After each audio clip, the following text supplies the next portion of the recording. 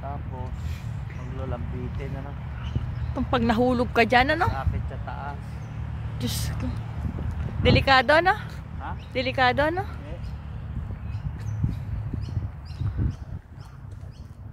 Asan na tayo? Asan ang bana? Liton.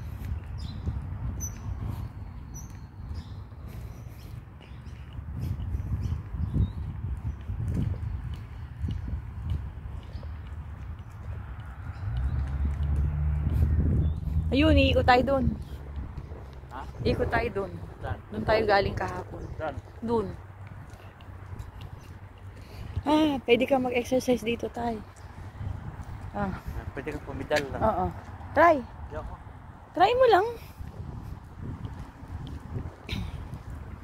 Yun yan din sa Singapore eh. May mga park. Di ba nakita mo? May mga ganito. Exercise machine. Libre. Ayun na yung Murong Beach. School zone na yun. May mamikot pa tayo. Eh, Murong Beach. Kung diretso natin sa kabila, eh, dito tayo pupunta, di ba? Oo. Ayun lang ang Murong Beach. Ha? Mas malayo pa inikot natin. Hindi. Kung gumanon tayo. Sa bagay, nakita naman natin yung ano, yung park.